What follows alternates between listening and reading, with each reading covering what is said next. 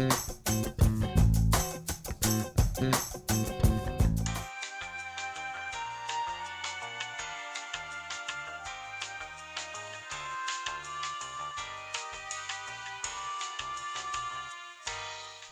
complete this drawing, you're going to need a ruler or a straight edge to draw straight lines, and a pencil. Mechanical or otherwise, just make sure that it's sharp.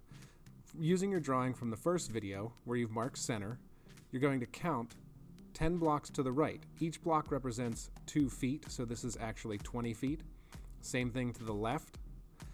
We're going to count 7 blocks down, which is 14 and 14 feet. And that's going to give us a rectangle that is 28 feet tall and 40 feet wide. Use your straight edge to complete this rectangle with the marks that you've just created. Anywhere where you have excess marks, remember to erase them. And from here, we're going to create our interior walls. All the walls across the top share a common height, and that is 10 feet. Your first room is going to be 12 feet wide, so that's 6 blocks. There's a closet in between, which is 1 block. Then 5 more blocks for the next room, and 4 more blocks for the last 2 rooms. Divide that closet into 2 by placing a line in the center. The master bedroom is going to be 12 feet by 14 feet, or 6 blocks by 7 blocks. And then we will close off an 8-foot long closet at the end of the hallway.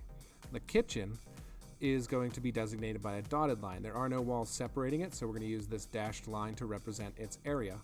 And the last walls we're going to draw is a little closet next to the entrance for coats and shoes. Adding your dimension lines, you're going to place extension lines, and make sure you mark where the center is, so that way you can leave space to write in your measurement. Draw your arrow lines. I like to write in my measurement first, and then add the arrows to the end of the line second.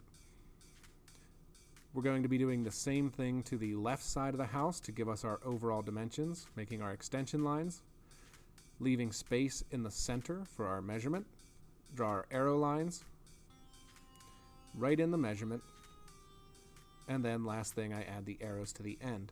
And this completes the drawing, so if you need to use this for reference, you can pause the video right here and get a better idea of the count for blocks.